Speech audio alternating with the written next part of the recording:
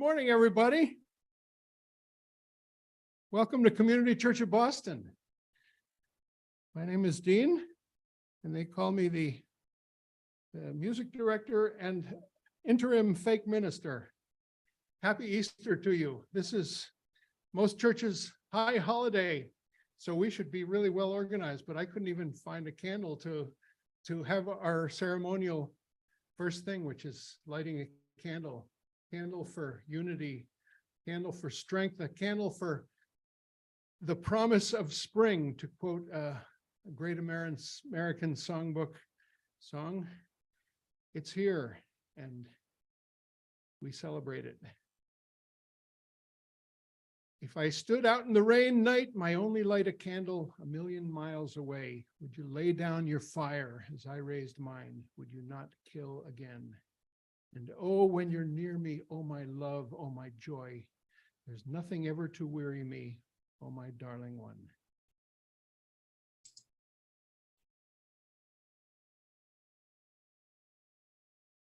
Going to move over to the other station here.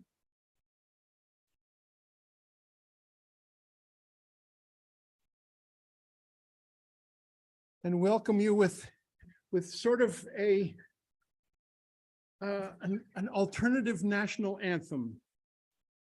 But first, I got to show off my new acquisition. This is called a Shark Capo.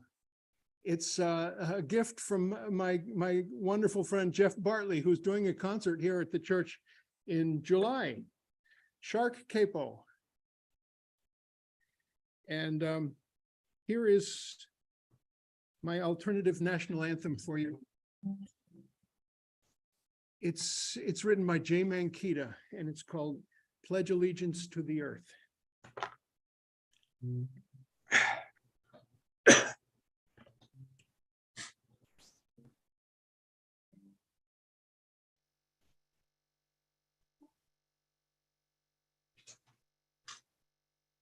As I have come to know this word from the moment of my birth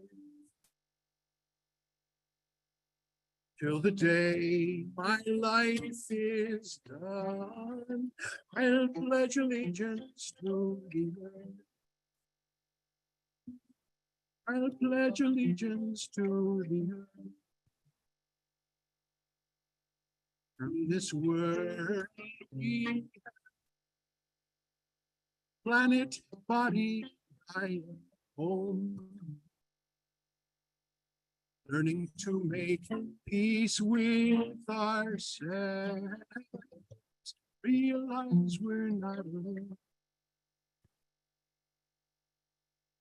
As I have come to know this world from the moment of my birth,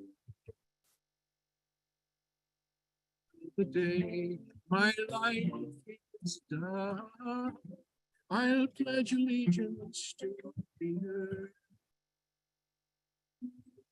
I'll pledge allegiance to the earth. We are all made of dust, and we'll all return someday. All of our weapons and our power, not so hard to wash away.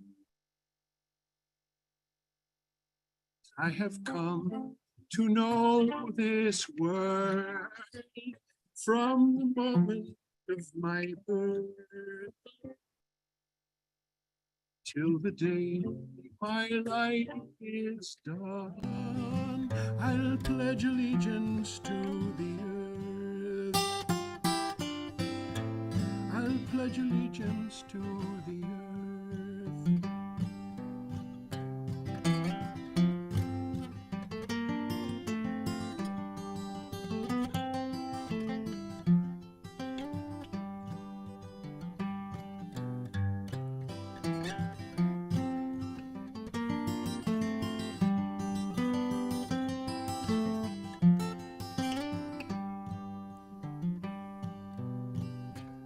As we live, so live Flags and countries rise and fall in the rhythm of this planet. I can hear my own heart call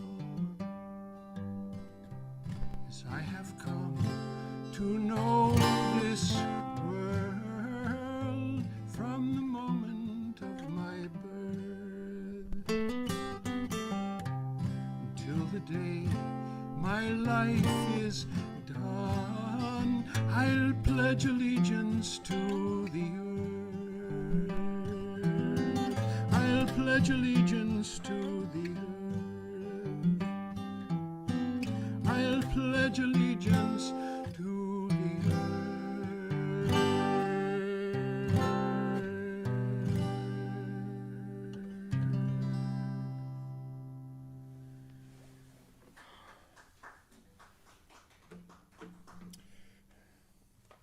I love that song, and I thank Jay Mankita, my friend in Amherst, Massachusetts, for writing that.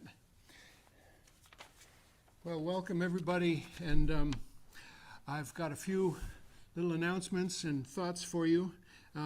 Maybe start with the one that's happening the soonest, which is this afternoon. And it's a demonstration right in front here, at 3 p.m., Hands Off Al-Aqsa, Hands Off Gaza. And it's an emergency protest brought to us by Jewish Voice for Peace and a whole bunch of different students for justice in Palestine, UMass Boston, BU, Tufts, Harvard Law School, MIT Coalition Against Apartheid, Palestinian Youth Movement, and Harvard Palestine Solidarity Committee.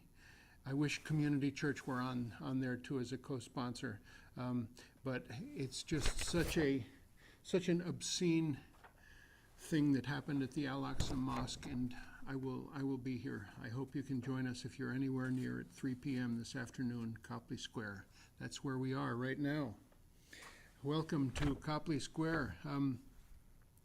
We have an incredible month of April that's not on the newsletter because our newsletter goes through mid-April, and a whole bunch of stuff got scheduled that isn't on the last newsletter and will be on the next newsletter, which comes out in about 10 days.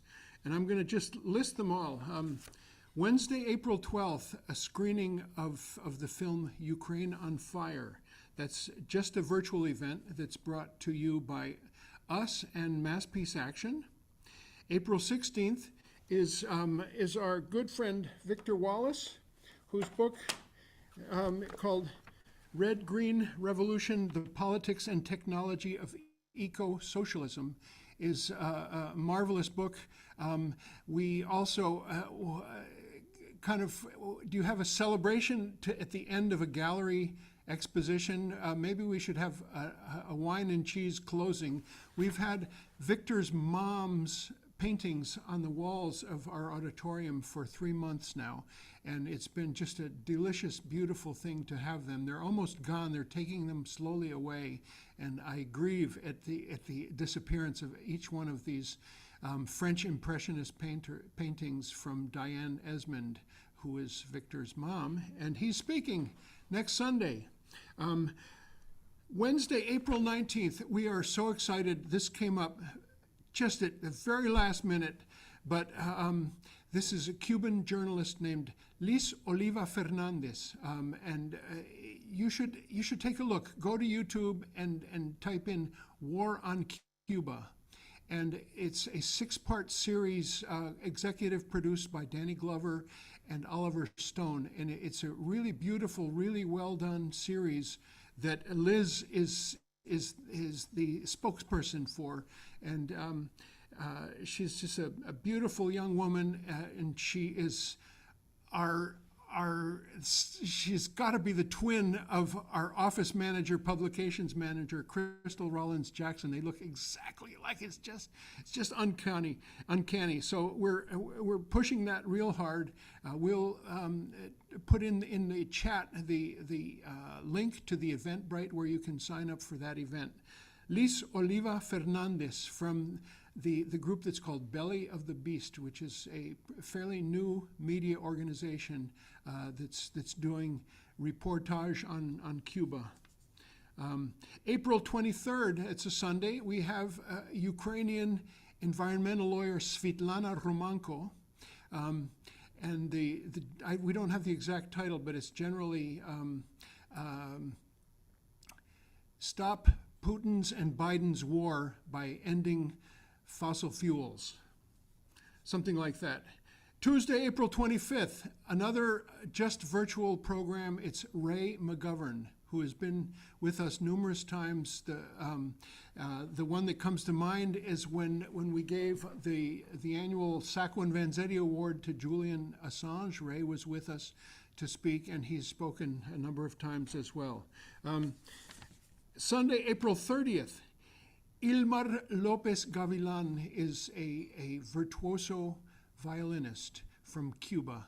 He lives in New York. His brother Aldo is a virtuoso pianist. They came up in the Cuban musical education programs, and they live apart. One of them lives in New York and one in Cuba. And there was recently a film that we screened that was called Los Hermanos, the brothers, Los Hermanos, it's a film about these two brothers and the stupidity of the reasons that they can't perform together and be together and play together because of the blockade between Cuba and the United States. So that's Ilmar Lopez Gavilan, one of the brothers, who will join us live here and talk about the film and talk about the making of the movie and his brother and the duo with his brother and his other very illustrious group that's called the Harlem String Quartet. Finally, one more little teaser. May 5th is musician, songwriter, and also our consultant on all things audio technical, Eric Kilburn. That's May 5th. It's a Friday, and it's a concert of his songs, in addition to being owner of the finest recording studio in Boston area. He is also a remarkable songwriter, and he has a new website, erickilburn.com. So that's a mess of announcements for you. You can find it all on our Facebook page or our website. And finally, this is our own portrait.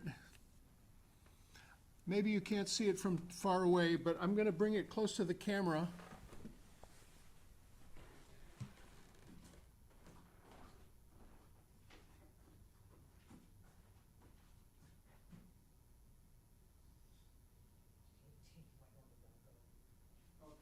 Raise it a little higher. Good.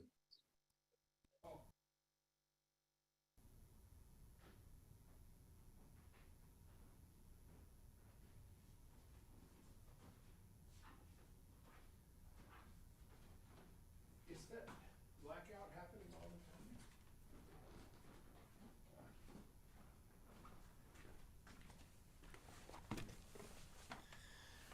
That's our friend and neighbor Mel King of blessed memory. I want to give you a little bit of information about his memorial, which is coming up tomorrow and Tuesday. There is a viewing at Union United Methodist Church, which is right here on Columbus Avenue, 4 p.m. to 8 p.m. Right here in the South End, April 10th, that's tomorrow. And then on Tuesday is a celebration of Mel's life, April 11th. It's at noon, 12 p.m. At the Union United Methodist Church also, 485 Columbus Avenue. So that'll be a wonderful remembrance of the life of a giant in the world of Boston politics and how he changed the face of Boston's political scene with his mayoral campaign in 1983. A lot of you know a lot more about Mel than I do, but he did win our Sacco and Vanzetti Award. with his wife Joyce in the year 2009. So I'm going to go on to what we call the musical message, which is a couple of tunes.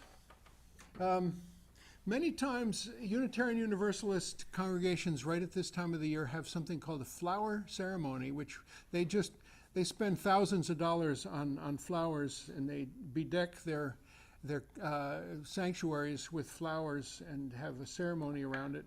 I'm not crazy. I love flowers and the aroma and everything, but the cut flower trade in Central and Northern South America is an abominable thing that you can ask me about later.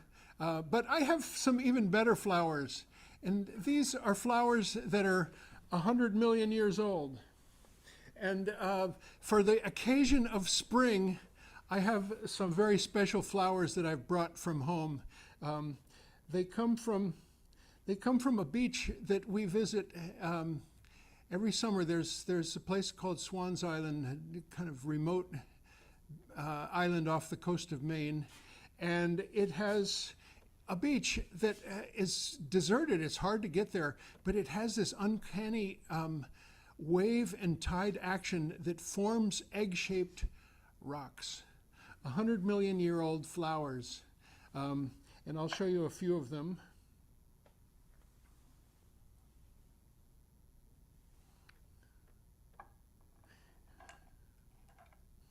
And these get to be the size of a crocodile egg. I don't know if you've ever seen one. It's maybe a little small, maybe like an avocado kind of size. And then, of course, there's, I don't even know if I can pick it up, but that's the best 100 million year old flower I've ever seen. That's a rock from that same beach on Swan's Island, Maine. And I just can't get enough, especially at this time of the year. It's 100 million years old, but to me it's still a symbol of fertility and fecundity and chickens, my favorite. So this dinosaur egg is the inspiration for two songs I'm going to sing you about dinosaurs and about fossil fuels.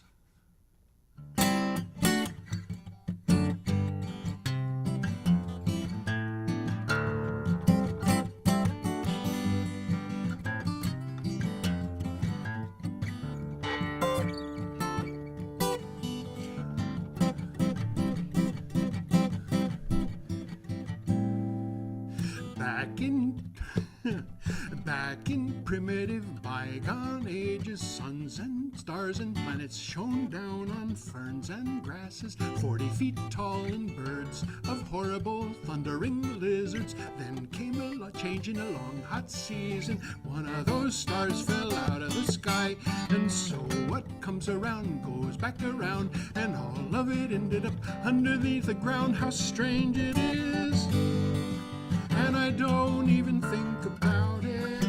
How strange it is, speeding across the land. But a billion years is only a dream when you're stuck in traffic and the lights turn green. Living your life in a death machine, living in the age of gasoline. After millions and millions of years, the upstart renegade man appears. He starts in Africa, moves to Spain, and on to Canada, South America. Soon he's living in every nation, a most remarkable mass migration, making weapons of iron and steel, and grinding everything underneath his heel. How strange it is, and I don't even think about it. How strange it is, speeding across the land. But a billion years is only a dream when you're stuck in traffic and the lights turn green. Living your life in a death machine, living in the age of gasoline. Now we're living in a different age than all of the people who came before us, and all the people who are yet to come, and all because of the oil we're burning. Oh, what a time to be born into one small second in the fear of man. Put the pedal to the metal, and we can't stop from the very first gusher to the very last drop. Oh, a light from the future will shine. Oh, at a city covered in vines, at a rusted gate of crumbling stone, a field of grass and a pile of bones, a band of hunters all dressed in furs, when the earth takes back what is hers.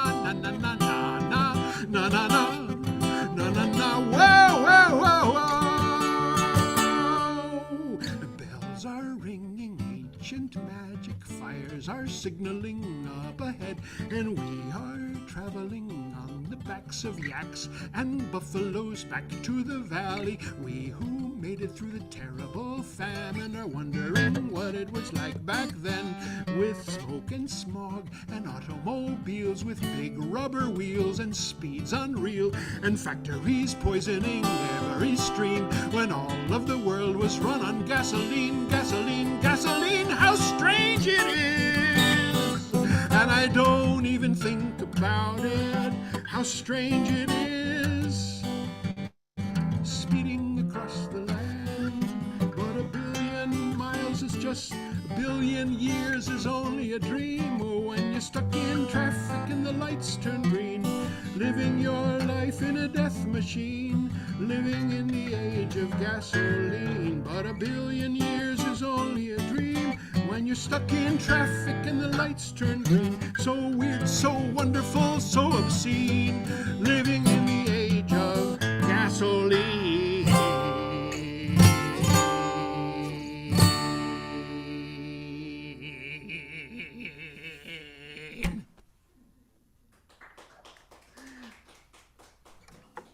Thank you. Thank you. I've got to show off my shark capo, gift of my friend Jeff Bartley, once more as I put it on, and sing another one that was written by another friend, Bob Lucas, and his 6-year-old son. Here we go. Rocking with the dinosaurs, rocking like never before. Feel the earth quaking, rolling and a-shaking, rocking with the dinosaurs. Oh, how I wish they were alive so I could see them, not in a book or a museum. What would we do? We'd probably lock them up in a zoo. If we did, I would free them. Rocking with the dinosaurs, rocking like never before. Feel the earth quaking, rolling and a-shaking, rocking with the dinosaurs. Out in the street, they're rocking in the evening heat. When they get scared, they hide in the subway. One flip of the tail could send a polar bear airmail. Hope he arrives before Christmas. Rocking with the dinosaurs, ah, rocking like never before. Ah, feel the earth quaking, rolling and a-shaking, rocking with the dinosaurs. Some eat plants, some eat meat when they're not eating each other. I hope I don't look like something good to eat. Maybe they'll eat my brother. Rocking with the dinosaurs, ah! Rocking like never before, ah! Feel the earth quaking, rolling and a-shaking, rocking with the dinosaurs, rocking with the dinosaurs, rocking like never before. Feel the earth quaking, rolling and a-shaking, rocking with the dinosaurs.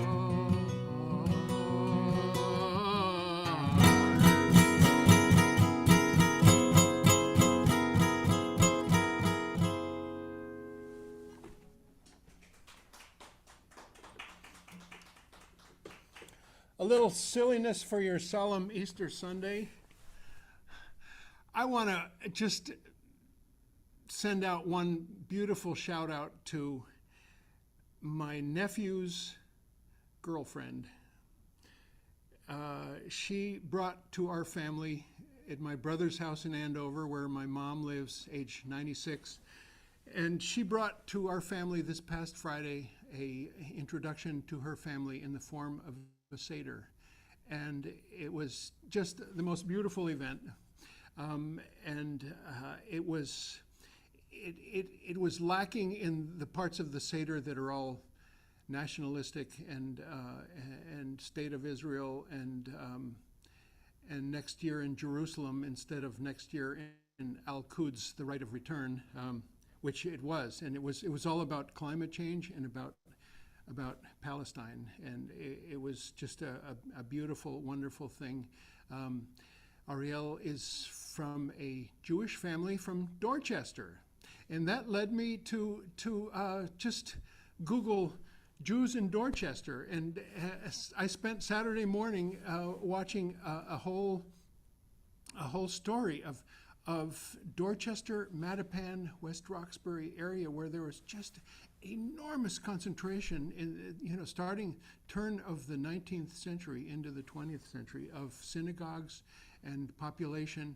And it also referenced the West End of Boston, that incredibly rich concoction of immigrants that also included a significant Jewish population, which was completely decimated in the early 60s to create ugly commercial buildings.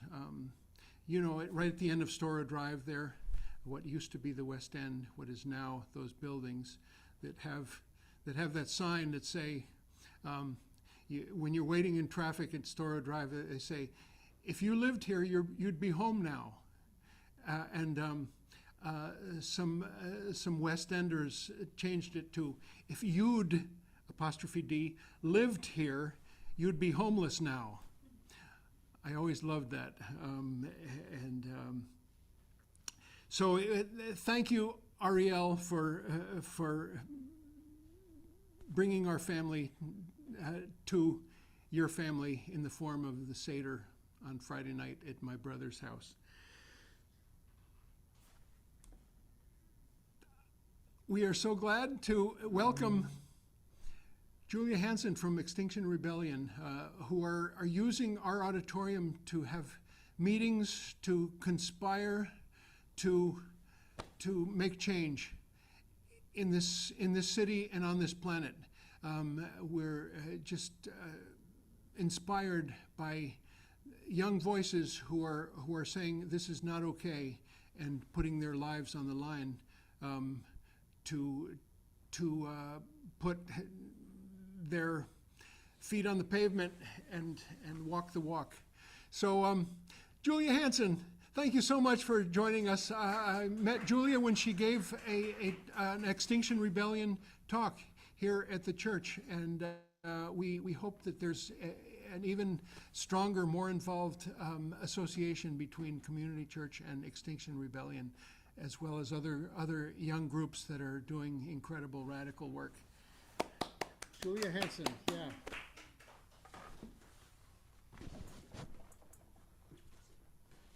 Thank you so much, Dean, and thank you to Community Church of Boston for having me here. Just gonna get connected.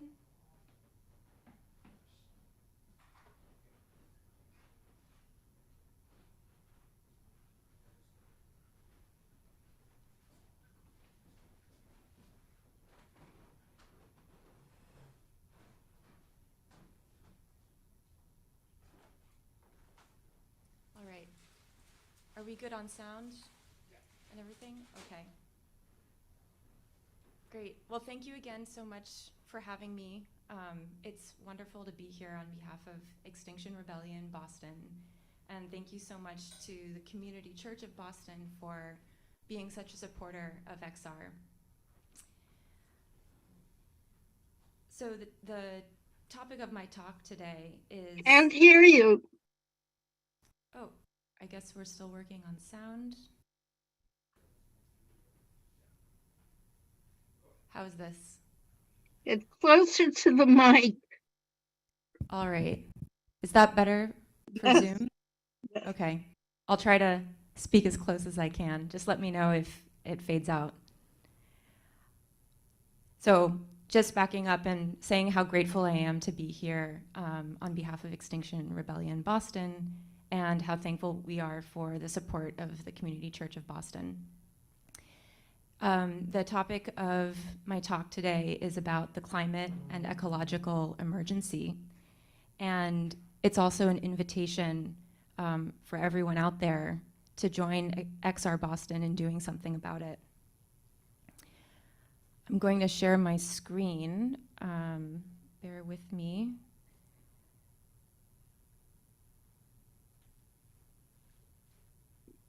All right.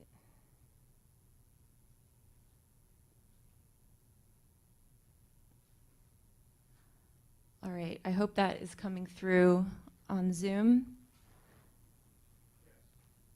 All right.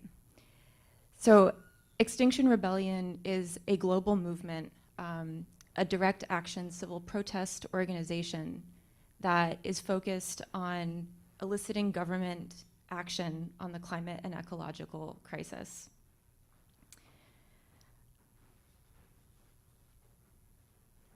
We have 4 demands of the government.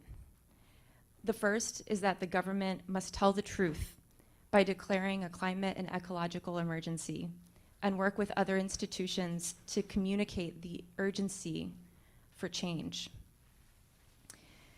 The second demand is that the government must act now to halt biodiversity loss and reduce emissions to net zero by 2025.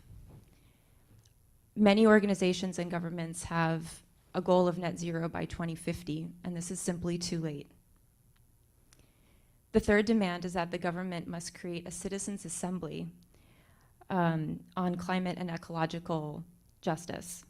And this is based on the political theory of sortition, which works a little bit like a jury system, where regular people are chosen at random to form part of a committee to deliberate on what solutions we need for climate change. And ideally, the government is bound to abide by the decisions of that random and democratic committee. And then finally, the fourth demand is that the government must lead us through a just transition that prioritizes the most vulnerable members of our community and develop solutions or enable solutions that have been developed by Indigenous and frontline communities that are most suffering from the climate crisis. All right. So now I'm going to stop sharing. I'll come back to this in a moment. Let me just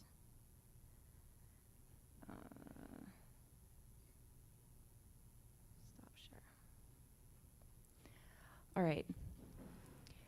So this talk is divided into sort of 2 sections.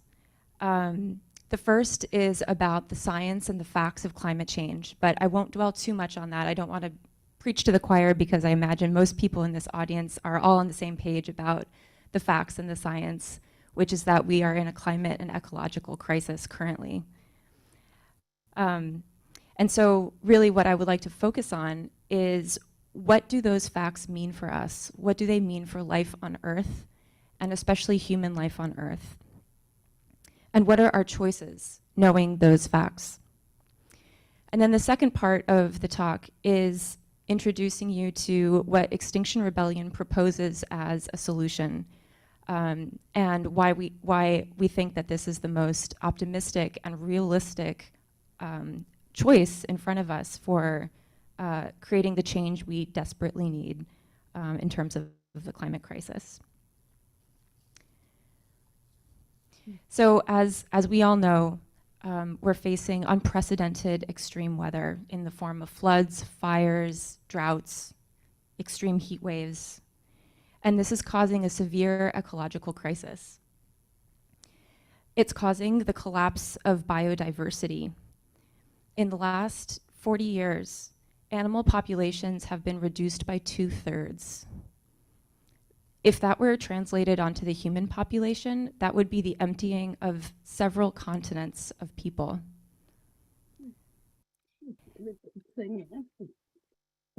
We are facing, scientists expect 14% of all animal and plant species to go extinct, given the 1.5 degrees Celsius global warming that is almost 100% baked into our future.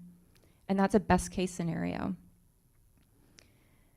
So we're facing ecological disaster if we don't immediately and drastically change course. And we know that these climate effects are caused by global warming, by human-caused greenhouse gas emissions in the atmosphere. The greenhouse gas effect has been understood by scientists since the late 1800s. But since around 1990, all world governments have also known that we have to drastically reduce emissions in order to prevent the worst effects of climate change. In those last 30 years, however, we've done the opposite of reduce. We've actually doubled the amount of greenhouse gases in the atmosphere in the last 30 years. The last time that there was this amount of greenhouse gases in the atmosphere, it was 3 million years ago. And at that point, the oceans were 50 feet higher than they are today. And the reason that the ocean levels are what they are right now is because it takes time for these geological processes to take place, for the polar ice caps to melt, for the ocean levels to rise. But even if we stopped burning fossil fuels tomorrow, the amount of greenhouse gases already in the atmosphere would keep the polar ice caps melting, the deserts would keep expanding, and crops will fail more frequently. So just taking that last example as a starting point for discussion, crop failure, and what that means for humans. In places like Boston, it's hard to imagine what crop failure feels like, because we live in a rich country that can simply import food from another country if the supply from a crop failure country dries up. In 2019, there was an extreme rainfall in the Midwest that led to the wastage of 11 million acres of corn, causing $6 billion of lost revenue. The United States simply imported 100,000 tons of corn from Brazil and other countries. And personally speaking, back in 2019, I was aware of the climate crisis. I had no idea that this was happening. However, last year in Pakistan, extreme flooding caused crop failure in 4 million acres, which is about 1/5 of its total farmland. Much of that land is still underwater, meaning farmers can't plant for the upcoming harvest season. Pakistani farmers are facing the loss of their homes, their incomes, not even to mention the 1,500 people that perished during those floods. And the rest of Pakistan is facing 30% or more higher inflation on basic food staples. Can you imagine what that would feel like if that were the case here, 30% inflation? In the past year, we've had about 10% inflation, and that has hit people very hard. It's caused political turmoil. It's caused us to turn away from the solutions that we need to be following in terms of climate change and put those on the back burner to address immediate economic hardship. Imagine if that were tripled, as in Pakistan right now. So the global economy hides these crises from us, but it's only a matter of time before we in the rich world will also begin to feel them. Climate scientists are warning that unless we drastically and immediately change course, we're facing the real likelihood of massive simultaneous crop failures. So that's a bummer. And just as an interlude, I want to say that usually I am a very optimistic person. And I grew up believing that if people know the facts, if we know, if we devise well thought out solutions and simply carry them out, then that is the solution to our problems. And I grew up believing that our elected leaders would know how to do the right thing.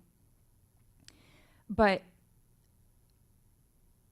I guess it's not a spoiler alert that that has not been the case. And over the course of my lifetime, our governments have taken less and less ambitious goals and not even achieved those goals, even as they water them down year after year. So I just turned 35, and I feel like it's worthwhile to review what the global community has done to address emissions over the course of my lifetime. In 1998, which was the year I was born, the IPCC, which stands for the Intergovernmental Panel on Climate Change, was established. And this is the global body of scientists whose assessments make up the underpinnings of the UN's report on climate. In 1992, I was 4 years old, and I was learning how to draw animals. At that time, many countries committed to reducing their carbon emissions in order to prevent what they knew to be dangerous climate change. In 1995, I was 7. I was learning how to ride a bike. The UN hosted the first Conference of Parties, or COP, because it could see that those countries didn't seem to be making much progress on their commitments to reduce emissions. And so at that first COP, countries agreed to the idea of binding emissions targets. However, in the 30 years since then, this has never materialized. In 2004, when I was 16 and starting to dream of going to college, enough countries signed on to the Kyoto Protocol to have it enter into force.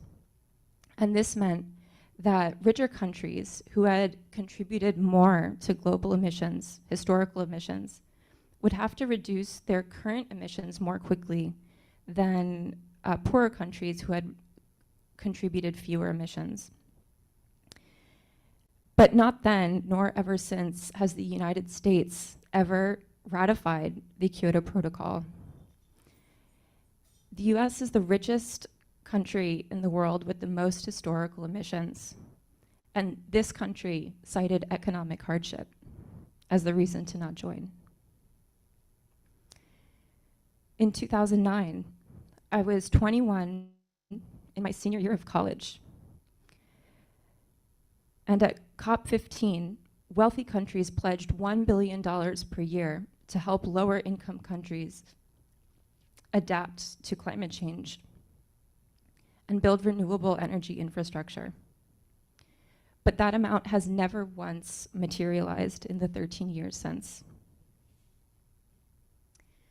In 2021, when I was 33, and pivoting my career to work on climate change, at COP26, countries committed to the goal of keeping global warming under 1.5 degrees Celsius, which is about 2.7 Fahrenheit.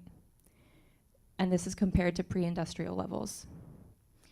There was also a proposal for governments to commit to phasing out fossil fuels, but this was not adopted.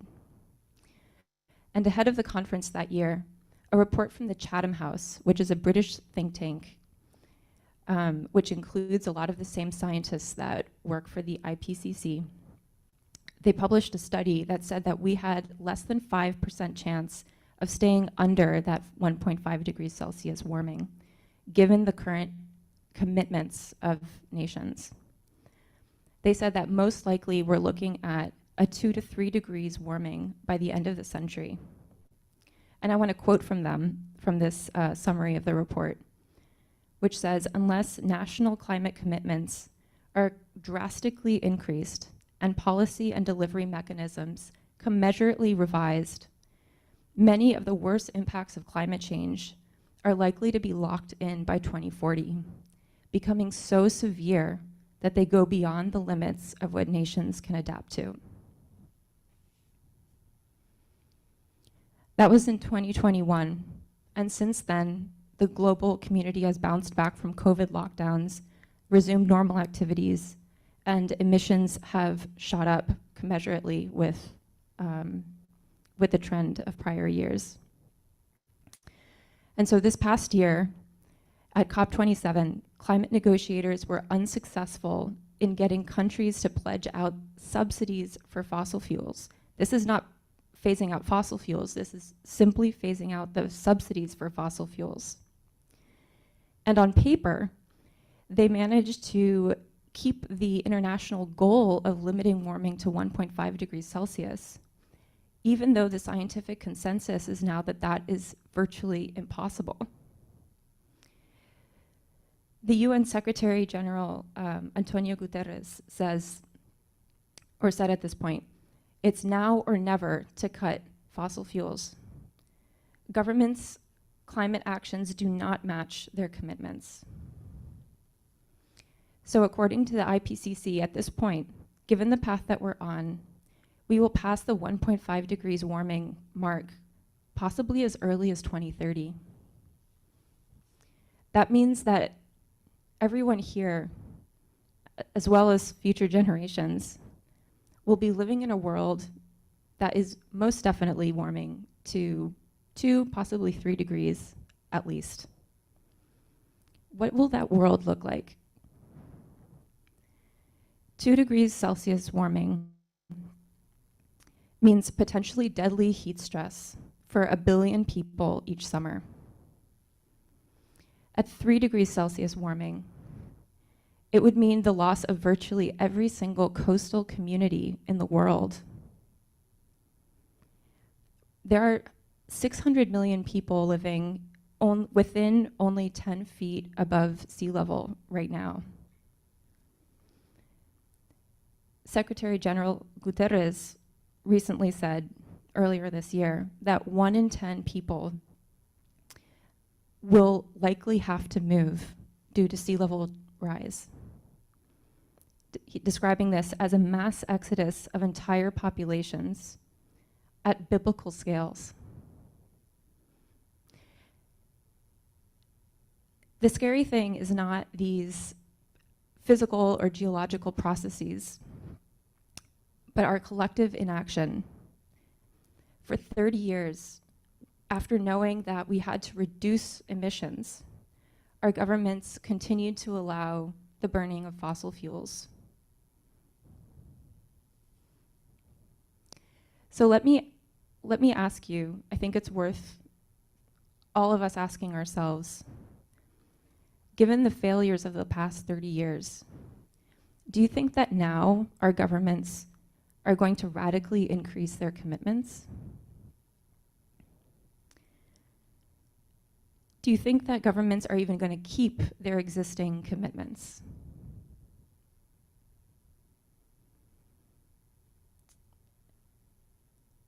It's so sad that even our climate president, Biden, just broke his commitment to not drilling in the Arctic and has increased the number of oil leases, mining leases in the Gulf of Mexico. Even if other governments keep their commitments, the evidence says that it is virtually impossible to stay below 1.5,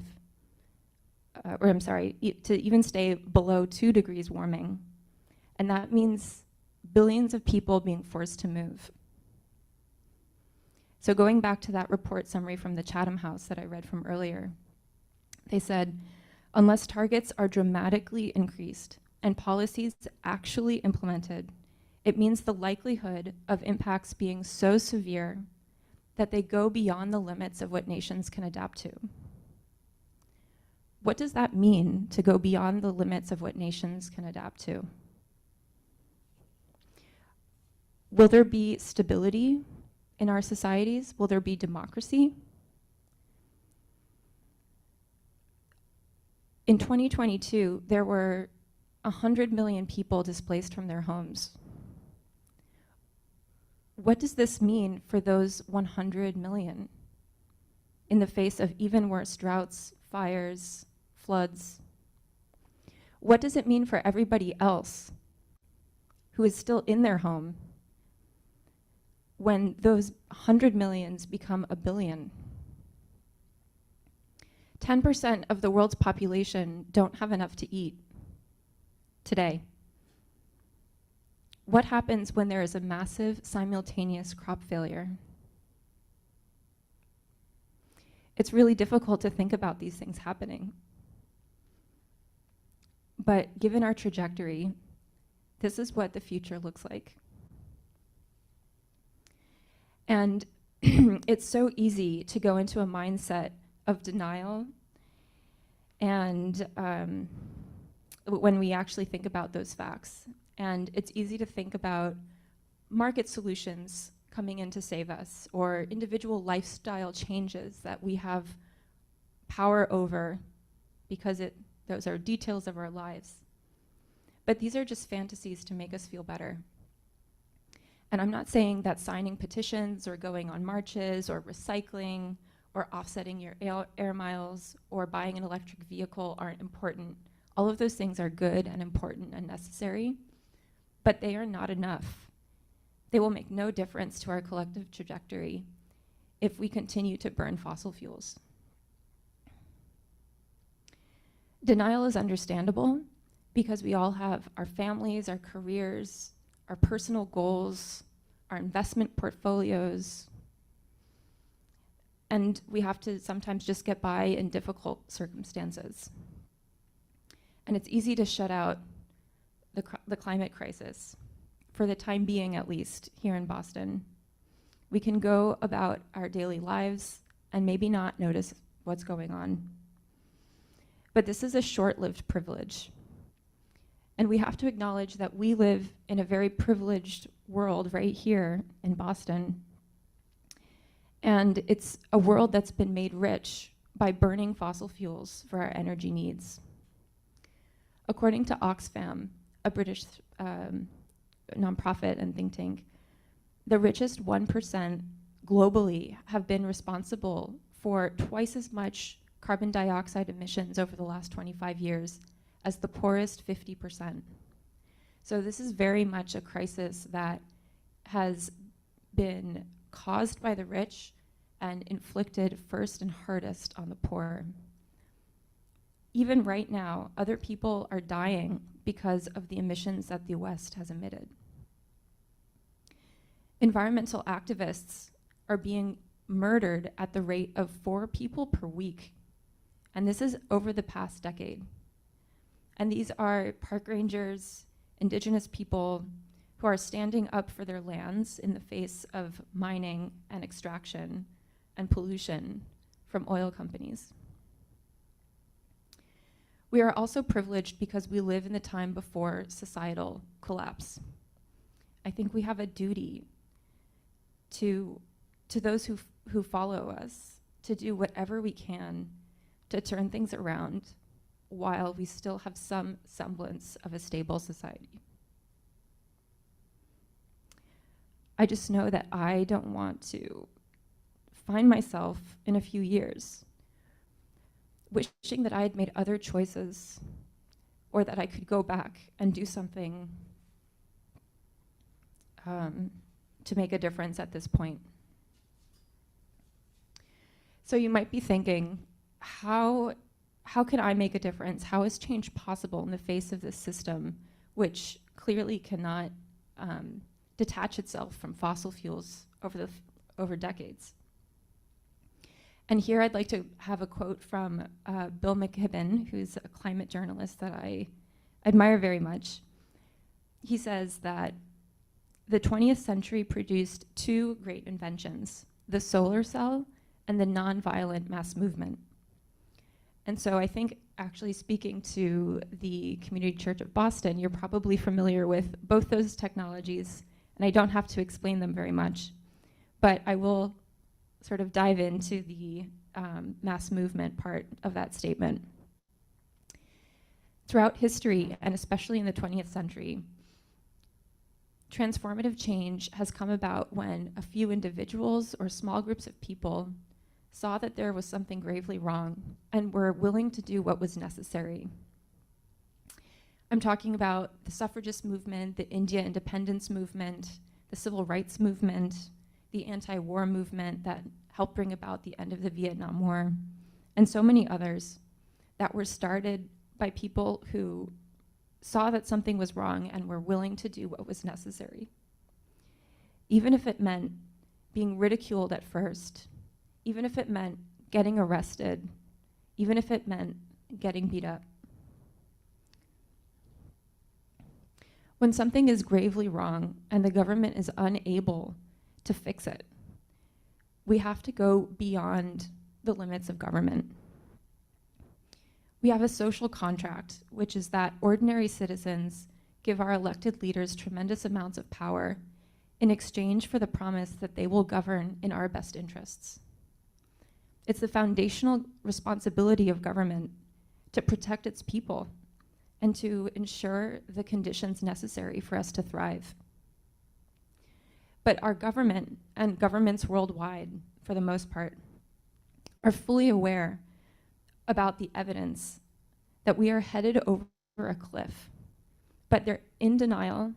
They're interested in maintaining their power, the protection of their interests and privilege. And so the social contract between citizens and government is broken. The laws are there to protect us, but our government is not protecting us. So our only choice now is to force the government to take responsibility, even if it means breaking the law. So I believe that we only have two choices. If we believe the science and we understand how bad the future looks, one choice is to lie to ourselves and live in denial and complicity. And the other choice is to take what any one of us feels is meaningful action. And this is where XR comes in. XR's goal, Extinction Rebellion's goal, is to force the government to act in ways that right now it can't bring itself to. And so we draw upon the history of many of these social movements to disrupt the status quo and force the government to take a stand. Our focus is on being disruptive, and usually this is going, disrupting institutions that are very much in the public eye, that have connections to the economy or public opinion. And the goal is to create dilemmas for the state and forcing them to respond. They can either negotiate with the disruptors and perhaps take baby steps at a time towards the type of change that we need, or they can clamp down.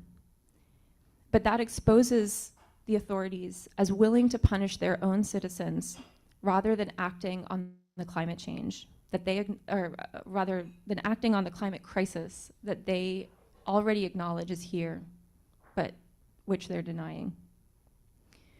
And sometimes, in being disruptive and forcing the state to respond, this requires breaking the law. But just as important as disruption is the second part of our strategy, which is nonviolence. And this is a crucial part for both strategic and moral reasons. Historically, nonviolent mass movements have been much more successful than violent movements in bringing about progressive change. Nonviolent movements allow more people to get involved, from the very young to the very old, and everyone in between who abhors violence. It also gets the public on your side. It shows moral clarity and strength. I'd like to quote from MLK here, who says, "The nonviolent approach does not immediately change the heart of the oppressor. It first does something to the hearts and souls of those committed to it. It gives them new self-respect. It calls upon resources of strength and courage they didn't know they had. And from that quote, and from also my personal experience, my takeaway is that by participating in nonviolent mass movements, we're also creating a commitment within ourselves, which is hard to extinguish, as I'm finding. The third part of our strategy is to build a critical, small but achievable mass movement. And this is based on studies that show that, studies of social movements that show that when about 3.5% of the population gets involved in a movement, that is the tipping point when governments start to pay attention and real change occurs. So 3.5%, it's a small number. What it really means is millions of people in this country and around the world, but it's just 1 in 30 or 1 in 25 people.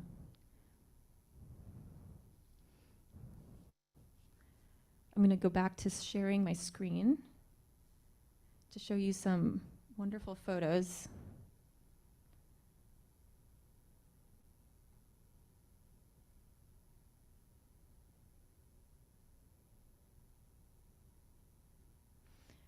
All right, so XR was founded in the UK in about 2018.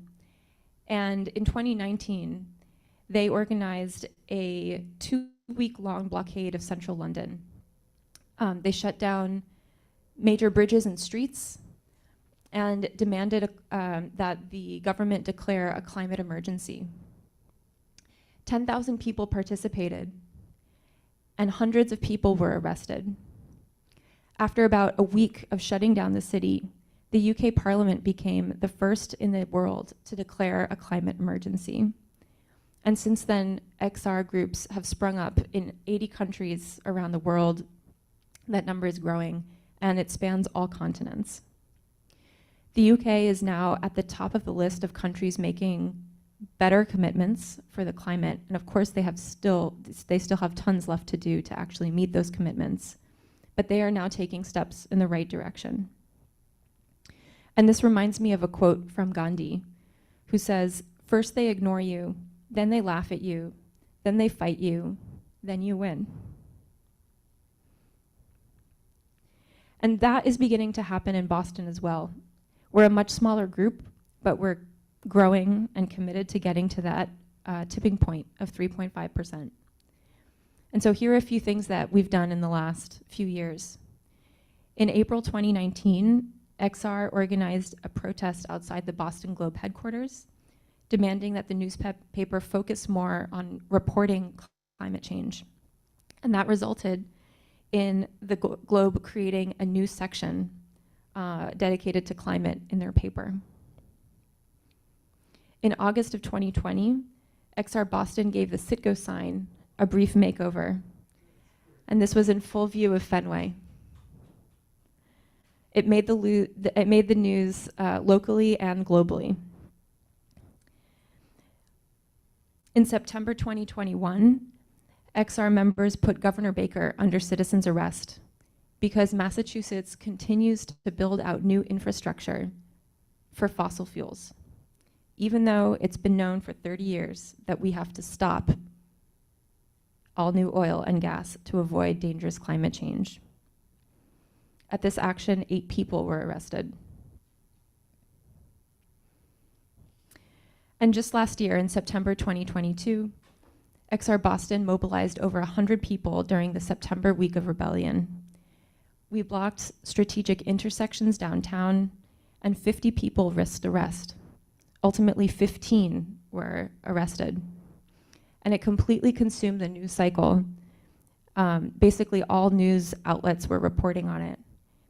And it forced Mayor Wu to come out and make a statement to address the disruption. And her statements turned out to be in solidarity of climate activists. Just a few months ago, in February, XR activists staged a sit-in the new governor's office demanding that the governor publicly commit to no new fossil fuels in Massachusetts. And while Mara Healy did not make that commitment, she did send her climate chief, Melissa Hoffer, who's the first climate chief in the nation, to talk with the activists. And Hoffer later said that the administration would review the very fossil fuel infrastructure projects that XR opposes. And this is a small victory. It might just be lip service, but we got their attention and the attention of the media. And 14 people were arrested that day. So in 2023 and beyond, we're intending to mobilize hundreds of people, ordinary people like you and me, who will demand no new fossil fuel infrastructure in Massachusetts. Many of these people will choose after careful consideration and with a lot of planning to take part in civil disobedience for which they may get arrested.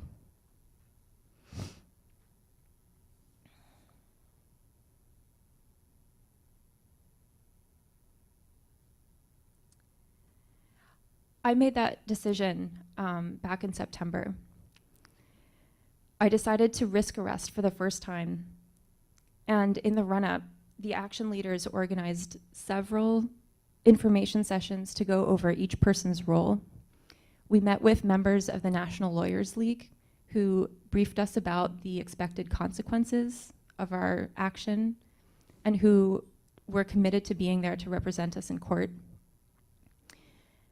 Everyone risking arrest had someone as their jail support who would be in touch with their emergency contacts, who would be there to bail us out and to give us our favorite snack when we got out of jail.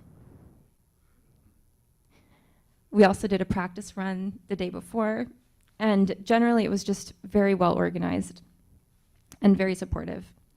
But I won't lie, I was so scared to sit there on the pavement facing hundreds of Boston cops. But as I sat there and sang climate songs with my fellow rebels, I also felt so empowered.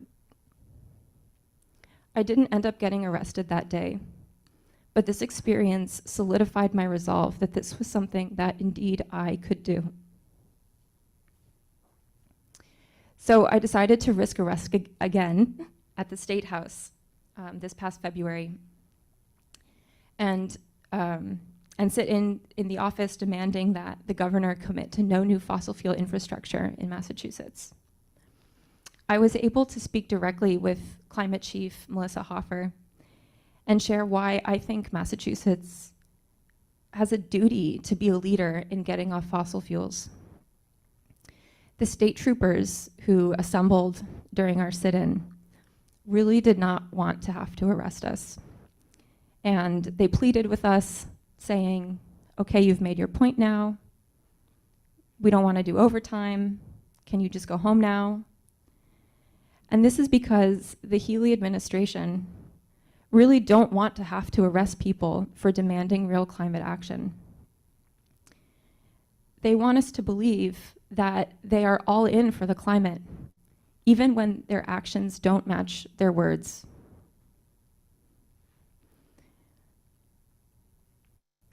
Because we wouldn't leave until the governor had made a commitment to no new fossil fuels in Massachusetts. It's now on her record that she preferred to have her own people arrested than to take the kind of change that actually matters, which is getting off fossil fuels. Being arrested was not comfortable or fun, but it also wasn't the worst thing. While I was getting arrested, I was nervous, but I also had a sense of calm that at least I was putting my actions behind my words, even if the governor wasn't. And I also acknowledge that my experience in custody is really different from what a lot of people experience, especially people with different gender identities, skin color, or perceived economic background. But because I can do this, I feel it's now my responsibility to step up into this role and use my entire self, my whole self, in this fight against a system that's killing us. I spent about 2 hours in jail, and thanks to the preparation and skill of our lawyers, my group's charges have been dropped after completion of a few hours of community service. So in Extinction Rebellion, arrest is a big central focus of our strategy, but it isn't by no means the only role for people looking to get involved. In every action, we have what's called orange or green roles, who are people who are not intending to get arrested, who don't get arrested at all, and their work is critical to making the action a success. And they also, the non-arrestable roles are also critical to doing the organizing work that supports our entire group. And so this includes people who do outreach, who give talks, who do flyering on the streets, for artists who create our banners and all the art that makes our protests beautiful. We have engineers, system engineers that keep our communications platforms working. At each action, we also have marshals keeping people safe, police liaisons, and jail support folks who support the people who are risking arrest. We also have people who work on our media strategy, folks who talk to journalists, who manage our social media accounts. And this is what makes XR different from other environmental groups and also effective. Yes, we focus on civil disobedience and disruption, but for every person who risks arrest, there are 20 others who are not risking arrest, but who are all in on our strategy and on demanding the change that we need. So imagine if instead of 15 people being arrested at the State House, there were 100. Imagine if instead of 50 people showing up to support in non-arrestable roles, there were 1,000. And instead of one day of media coverage, imagine a week or a month. Imagine how much more pressure that would put on our leaders to act. And that's the beauty of a critical mass. And as we're building up to that tipping point of engaging 3.5% or just 1 in 30 or 1 in 25 people, that looks like millions of people supporting online, engaging, thousands of people who are willing to sit on the streets or in the governor's office, and hundreds of people who are willing to get arrested. So as you can see, everyone here has a critical role to play that could change the course of history, and that's not an exaggeration. The decisions that people make here will make a difference. This year, Extinction Rebellion Boston is going to be out on the streets again, engaging in mass civil disobedience. And in the build-up, we need all the help we can to mobilize. So this is an open invitation for everyone who's listening to this. XR is an amazing organization that I have gained so much from joining. I've gone from being a doom scroller and just despairing about the state of the climate to actually feeling empowered and that my actions are making a difference. And I've also met so many people who are inspiring to me, made new friends. And one of the things that I enjoy most about this organization is that it's intergenerational. And so I've worked alongside high schoolers all the way to people in their 90s. And I really value that. So just wanting to add one more thing to your calendar, Dean. On April 21st, we're organizing an Earth Day march. It's a protest and rally and dance party that starts at City Hall in Boston. and goes to the State House, so a short walk away. This is not a civil disobedience action, it's just a regular protest and rally, but we're hoping to get hundreds of people out in front of the State House and City Hall to show our leaders that the time is now to act. And because today is Easter, which I think is a coincidence that my talk falls on Easter, but it'd be remiss not to address it somehow. And I grew up Catholic and celebrating Easter as the day that that God promised humanity that we would be saved. And through his love and resurrection of Jesus, in the Catholic tradition or Christian tradition, that is proof that God loves us. And I think if we channel that feeling of love for all living things,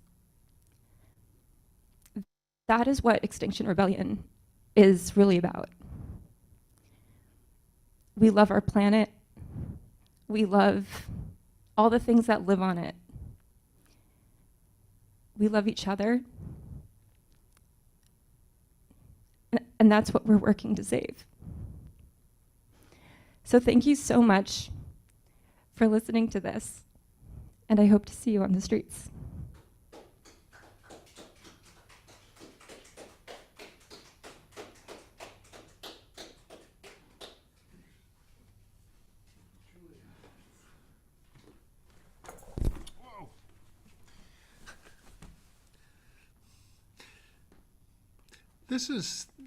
This is why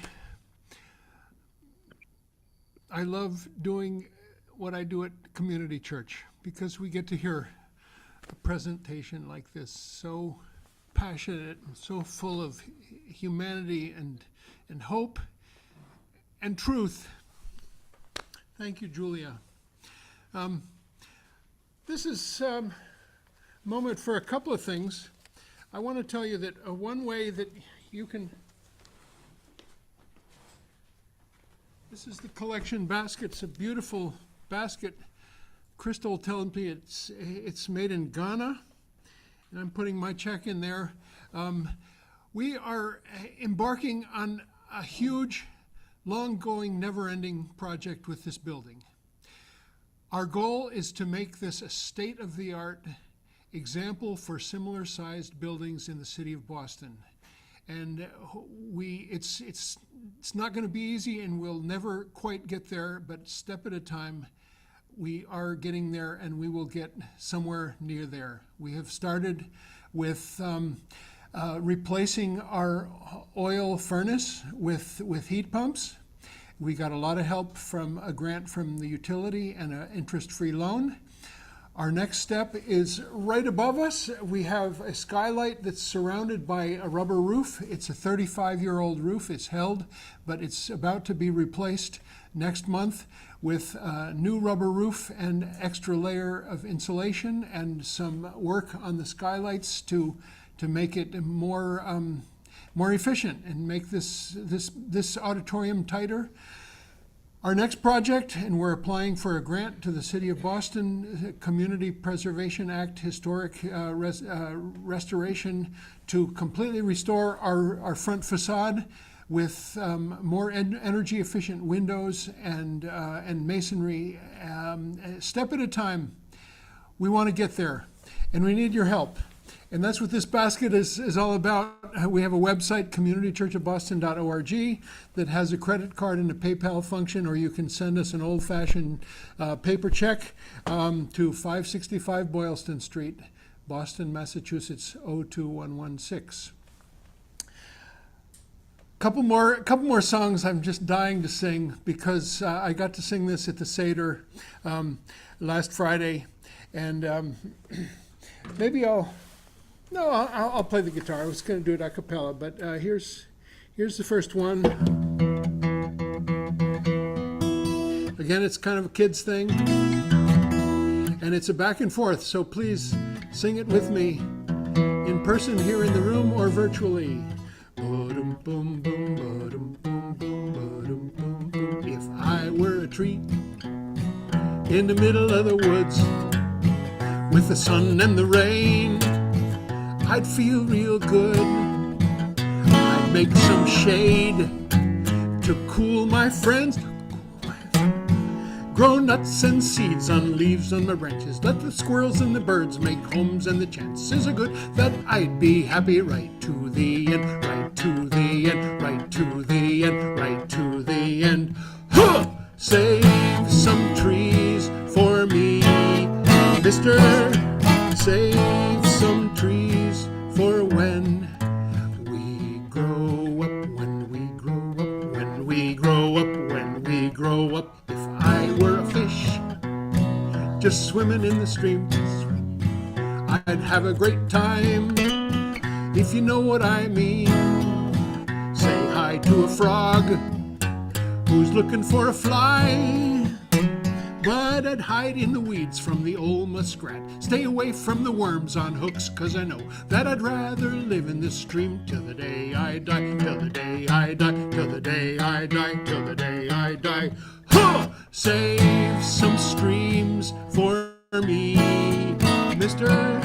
Save some streams for when we grow up, when we grow up, when we grow up, when we grow up. If I were a cloud just floating in the sky, I'd have a wonderful time as I drifted on by. I'd go to the sea to fill with rain.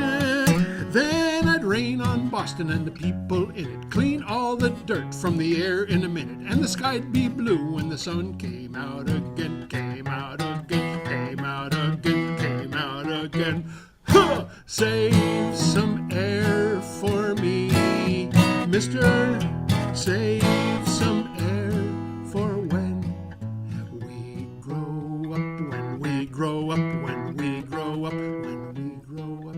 If I were the sun, making daytime bright, look down on the earth, spinning day and night, like a great big ball of blue and green, where the land and the sky and the sea come together, and the wind and the clouds swirl around making weather. It's the prettiest doggone planet I've ever seen, I've ever seen, I've ever seen, I've ever seen. Huh! Save some world for me, mister. Save some world for when we grow up. Save some world for me, mister. Save some world for when we grow up, when we grow up, when we grow up, when we grow up, when we grow up. And one last time. Huh!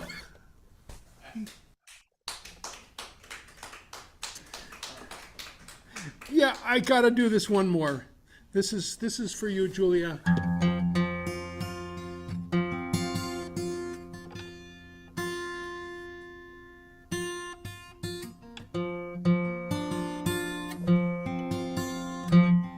In the Milky Way, on a spiral arm, our solar system.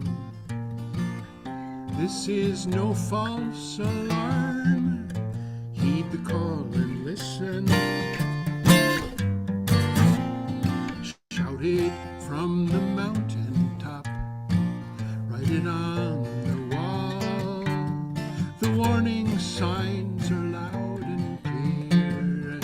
Answer the call. Answer the call.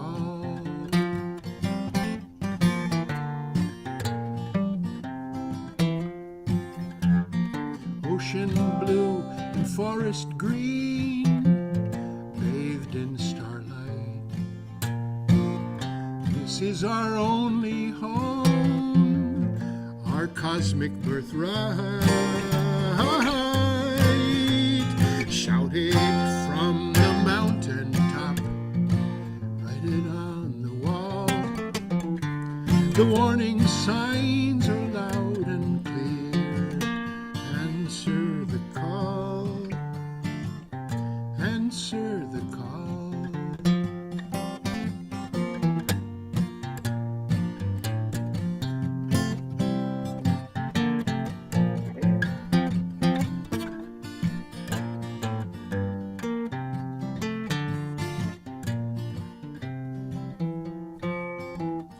Billions of creatures, great and small, roam across her surface. Believe it or not, we could save it all, or we could shut down the circus. Ha ha ha ha! Shout it from the mountaintop, write it on the wall. The warning signs are loud and clear. Answer the call. Answer the call.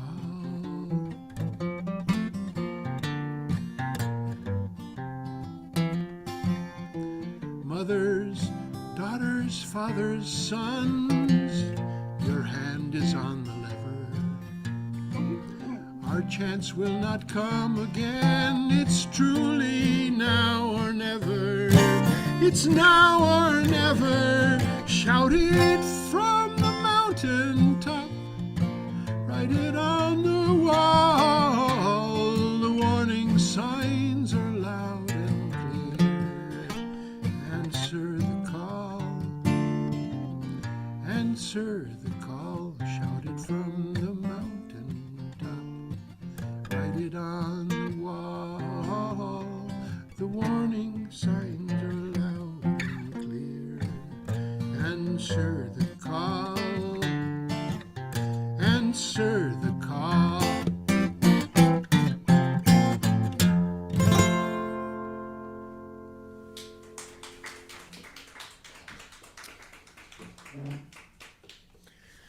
Thanks. Now we get a chance to talk to Julie a little bit.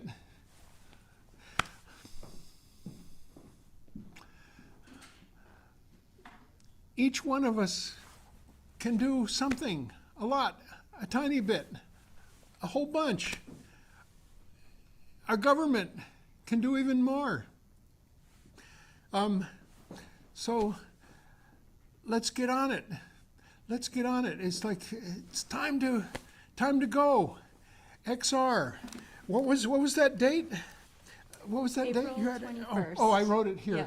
Yeah. And then forgot. April 21st. At 3:30 So- in front of City Hall, Boston. And is that on a Saturday? That's a Friday. Friday, Afternoon. okay. City Hall, Boston, April 21st. Let's see if there are any questions either here in the room or in the room or on the Zoom. Hey, it rhymes. Alan. Wait a second. Let me try to do this. Because this is portable. Go ahead.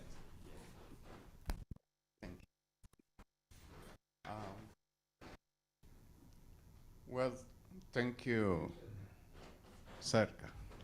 Like this, can you hear me? Gracias, thank you for your presentation. I want to begin with the last thing you said about love, because one of the things that I have noticed in the last decades is that love is absent of the political discourse. Love is absent for social action in Congress, in the executive, in the judiciary.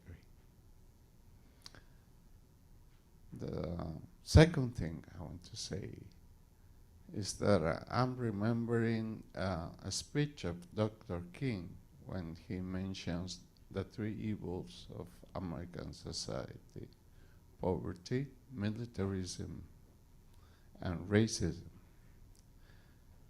And I was thinking that it's time to add another one.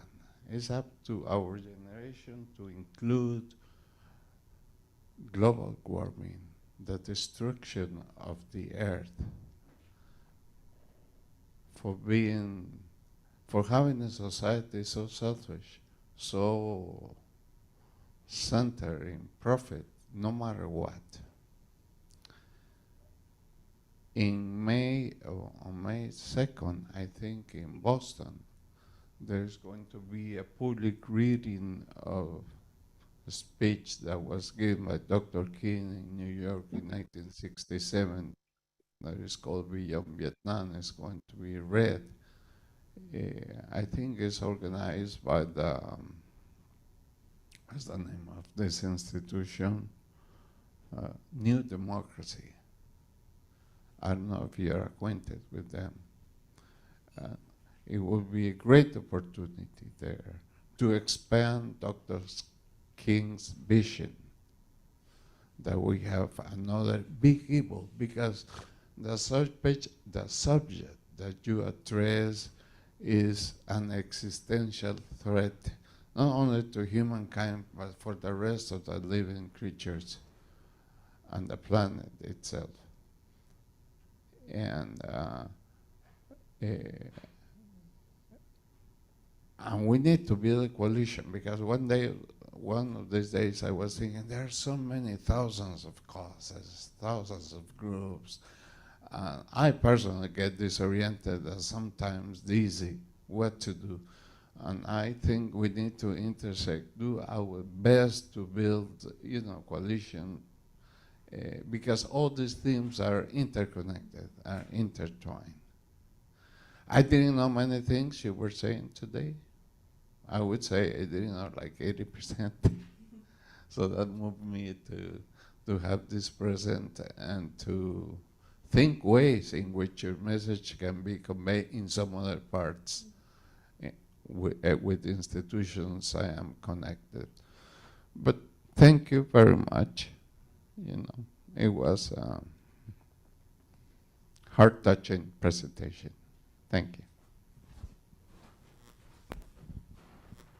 I'll just mention that Alan gave us a talk last week about MLK, and it was beautiful. You should check it out. Go to our YouTube channel, and you can watch it yourself. Thank you. And yes, I did watch your presentation from last week. I really enjoyed it. And just to respond to your comments, thank you. Extinction Rebellion's tagline is "In love and rage." And that, at first I was kind of confused by that, because I came to the climate crisis thinking this is all about science and facts and, cold, hard numbers. But as you reflected, love is missing from the conversation about climate change, about oftentimes like in other elements of social change. And it's really important to be able to channel that all those feelings that we have. Often this is called climate grief. It's a new term that has come out to describe how affected people are emotionally when they not only see direct evidence of climate change destroying the things that they love, but when they think about the inaction that we've had over the last few decades and how hard change seems right now. So just coming back to the love and rage, it's these two emotions, the love for our planet and for the living things on it, and the rage, which is like a energizing force to have the strength to fight for all those things that we love.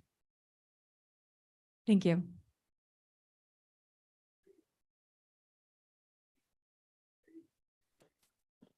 Rage Against the Machine. To be honest, I might be dating myself a little bit.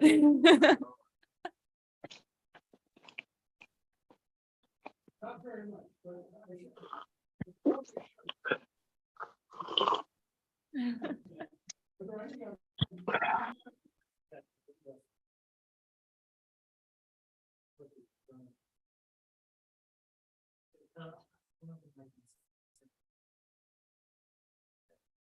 Dorothy, will you join us? You have a question or a comment?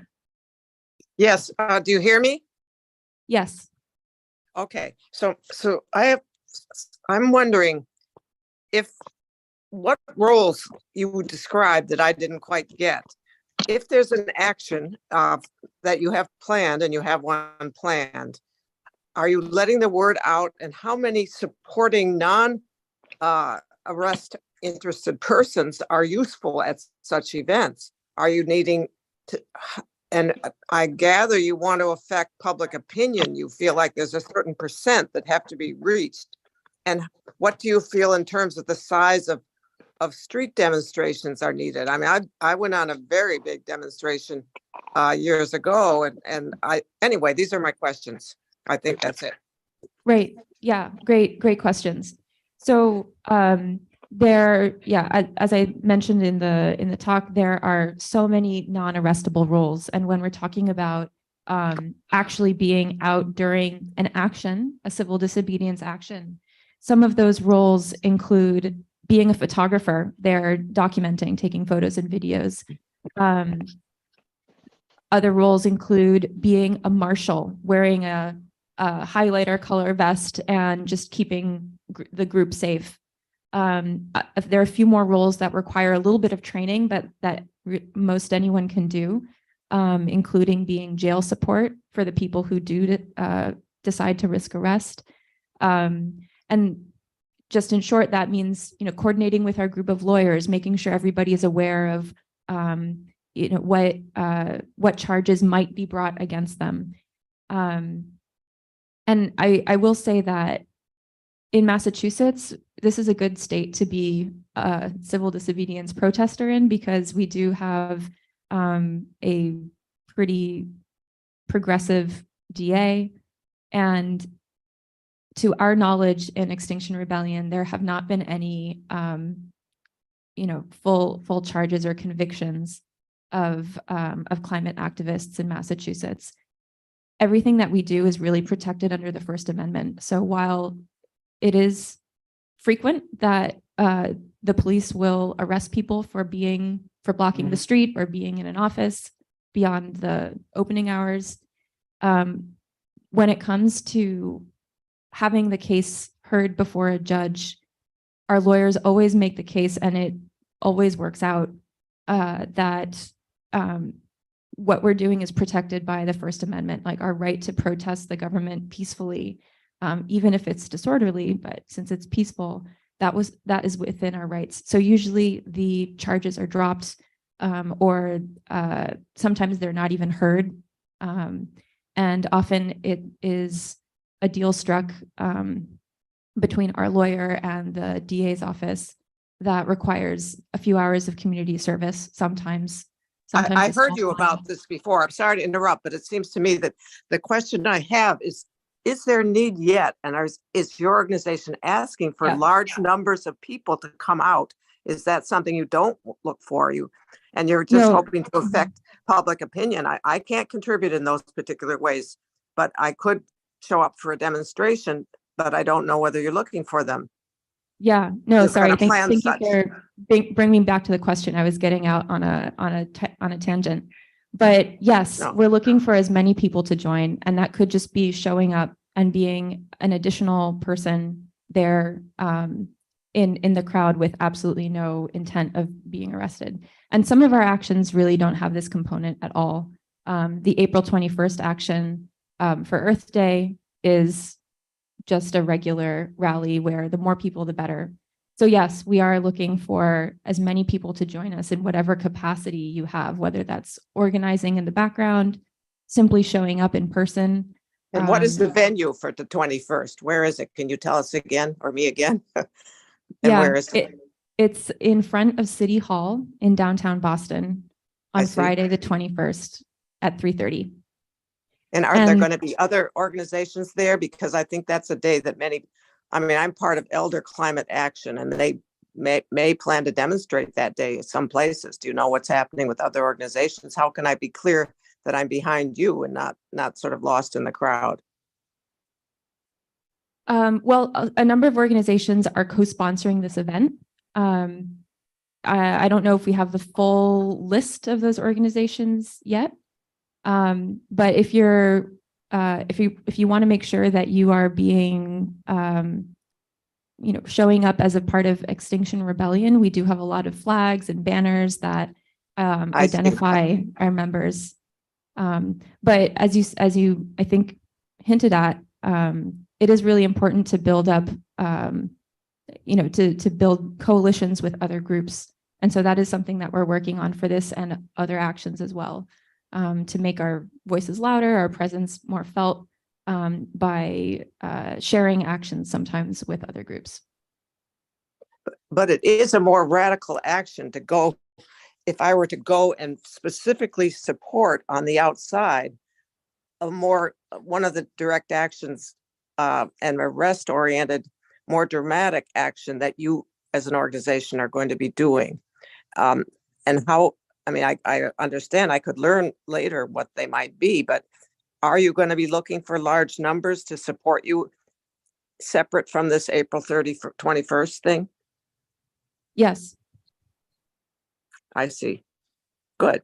Thank you. Thank you. We have some other questions. Why don't we start with Quanta? Thank you. Thank you very much. I'm from Charlotte, North Carolina. So I just wanted to let you know that you have a wide audience here. What I wanted to ask was, I've been involved in North Carolina State University in 1990. We had the 20th celebration of Earth Day, and we brought I forgot his name now, Ralph Nader. And as you know, he was a consumer advocate. Now, I think it is wonderful to continue doing what you're doing, but I think what we need to really focus on is consumer education. Climate change is occurring because the corporations made us believe that we have to consume certain way and certain things.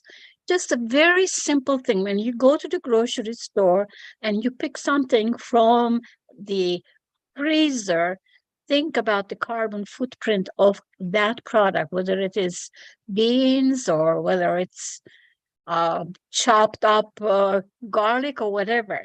So people don't see the connection between their own daily consumption and the climate change. So at the consumer level, at the individual level, we have to think about as consumers. And then you have the power of voting. Do make big noise about military-industrial complex that is really devastating the environment with all their testing and the wars and arms and all that stuff. So what you need to do is, you are young, I'm 77 years old, and I can, guide people, but you need to encourage people to find legislators, both in the Senate as well as in the Congress, to sponsor a bill.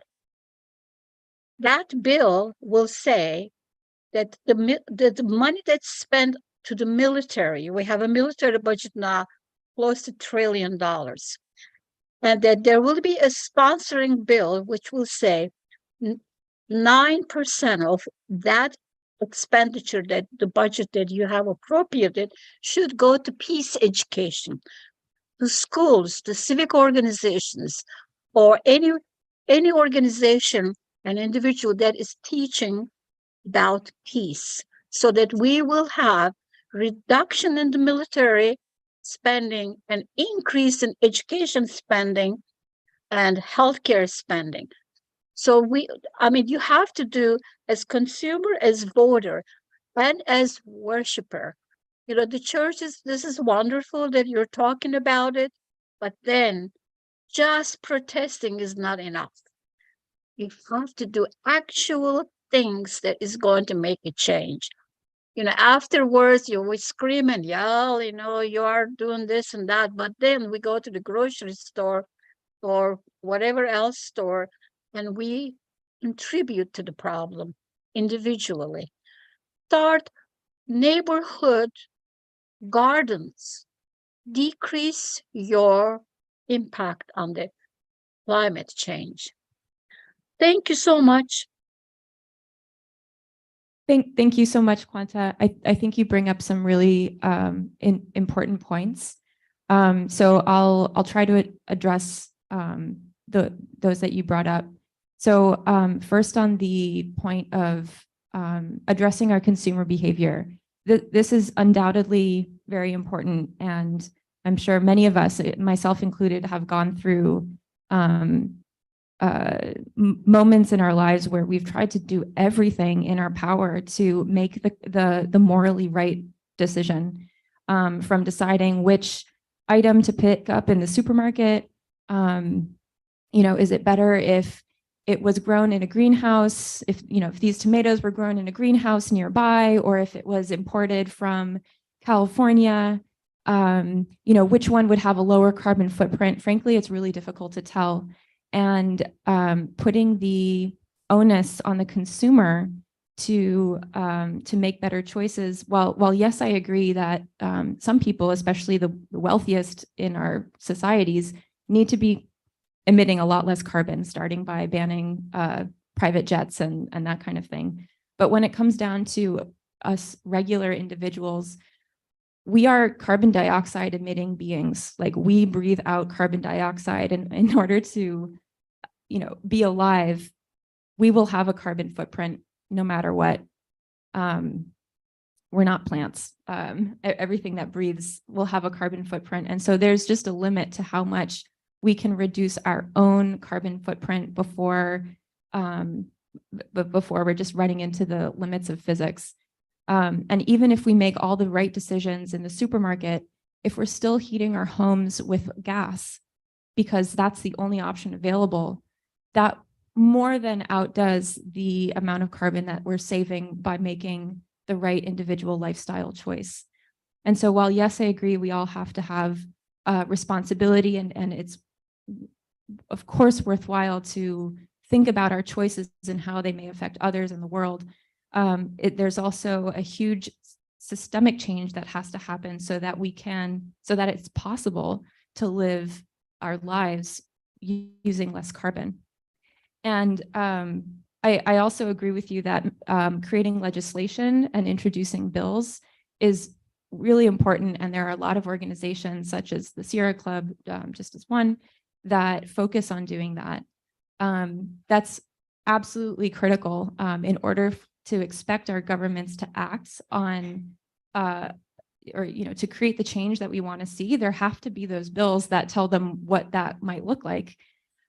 So yes, that's really important. But where XR focuses, and I think what we bring to the table as an additional force from civil society, is by creating disruption that's hard to ignore. As you mentioned, going on a protest is great. It makes you feel good. A lot of liberals are criticized for going on a protest for something that they support on a Saturday when it's easy, and then going home and they feel like they've done their bit. But actually, the protest maybe creates a little bit of a buzz, but it doesn't actually change anything.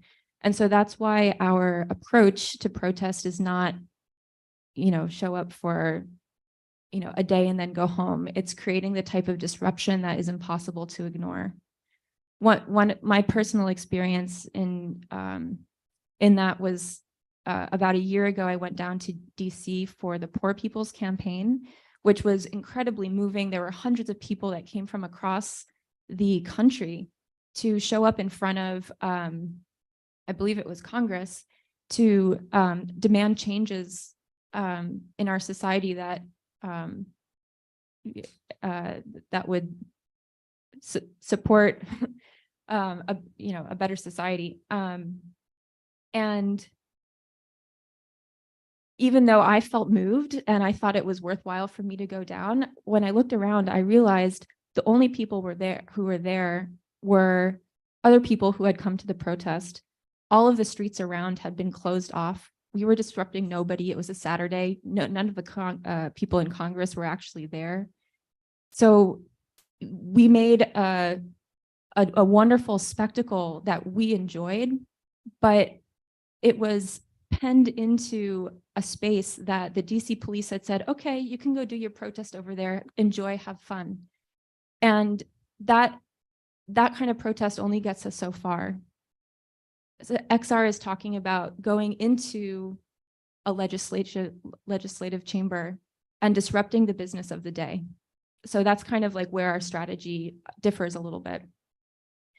But thank you so much for your comments. And yeah, it's really important to engage and have these conversations about what we can be doing with our time. Can I take another question? Is that Daniel?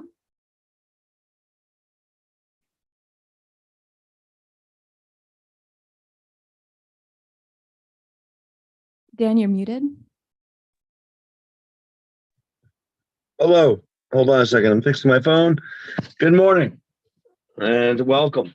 Couple of things that you might want to think about for future.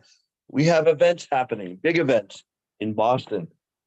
For example, the Boston Marathon is corporate sponsored by companies that exploit workers, and they might be exploiting the planet.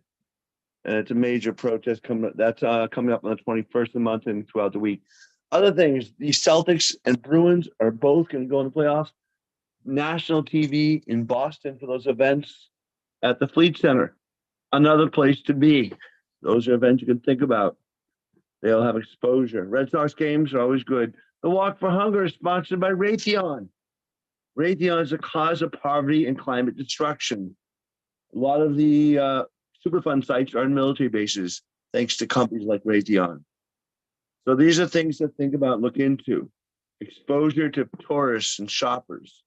I feed the homeless every day downtown, not methadone mile, mail me a cash, because I want people to wake up. I'm not feeding just to feed, but I'm feeding to get people to think about the problems that we're having.